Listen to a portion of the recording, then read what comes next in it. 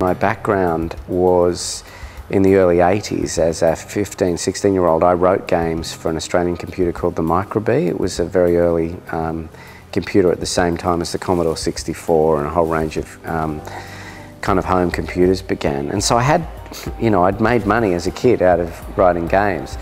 And it was hilarious to come back, 30 years later, back to gaming. And, of course the world's changed, profoundly in 30 years. But really, conceptually, I had to upskill. But conceptually, it's much like someone who watches a film and loves films. Making a film as an extension of that is a range of technical skills, but the creative judgments are something that anyone can have, which is what I love. So working with, Morgan, I learned a huge amount about what they were practically doing, about how you build it, what the limitations are, what the parameters are, what can be achieved. But the big creative judgment stuff is similar, across the different screen industries. It's why I've never really felt in filmmaking that you have to have an apprenticeship on your way. I think that great creative visionaries can quite quickly be given the skills to make films and make really amazing films.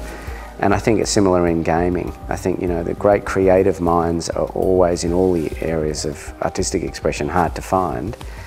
And then you just have to upskill with the technical proficiency.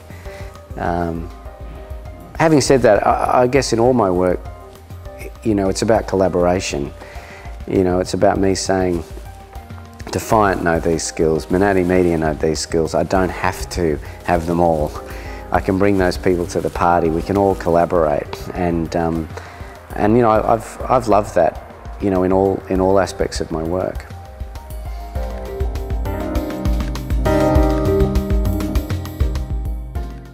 Yeah, I think it's because documentary makers have always shown themselves to be highly innovative over the years. I think documentary makers they've pioneered new technology in how they record things. They've been bolder with budget levels. They've gone right to where the heart of, the stories are that need to be captured and told. I think documentary makers are inevitably highly responsive to opportunities like this.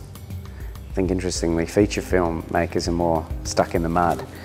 But documentary makers, I think too, it's a kind of, I don't know, you think of it as more of an older generation's narrative form, so as opposed to, the game world, which is younger, so I think that's interesting.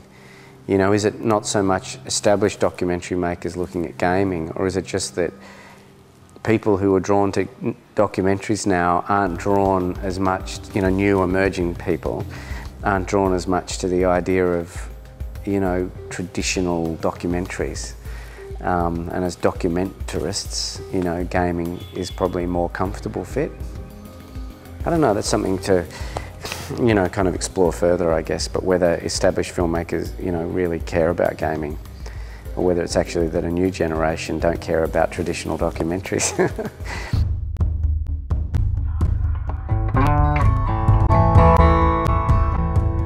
I reckon the audience that you go for with like a documentary game, docu-game, has got to be the biggest possible audience, and it's not about preaching to the converted. So I think that you find an entertaining way to investigate the ideas you want to through gaming, and you go for a big audience. And it's not like a rarefied, small, boutique-y thing that sits over here, for the people who already agree. So you might have a political view about the environment. Well, there's no point in making a game that's just played by people that already have those views. So the challenge is how to speak more broadly, to game players, how to broaden the audience base. So I think the audience is huge, and you have to be ambitious and go for it. That's my thing. Otherwise, why do it in gaming? I think of it, like political movements like Get Up and what they've done online as activists, and how popular and fun a lot of their activism is. And I feel like if you want to have a message that you want to deliver as a documentary maker, why not? Why not go for the big, audience, and gaming should provide that opportunity.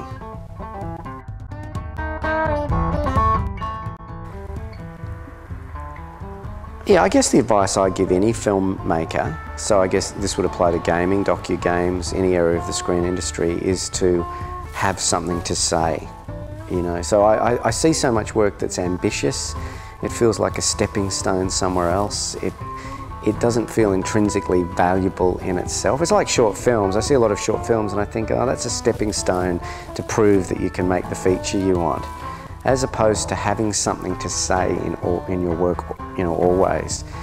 And that's tricky, but that's what defines creative people, I think, you know, is their own point of view on the world. So, you know, I always say to younger emerging talent, what are you interested in? What is your point of view? What do you believe? What do you want to say about this? Even if it's a very simple thing. And I think that's where you really have to go to the heart of. And then the work will build out from that.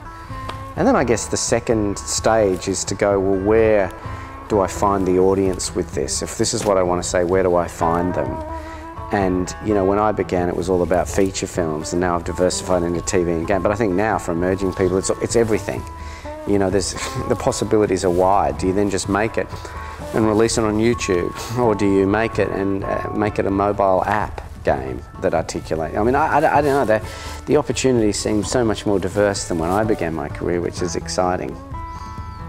But yeah, I think at the heart of it, what do you want to say? That's what, you know, I just think you have to be able to look someone in the eye and tell them exactly what you want to say with what you're doing. It doesn't have to be political, it can be social, it can be, you know, it can just be the desire to entertain, but as long as people know clearly, you know, that's a great foundation to build their work on.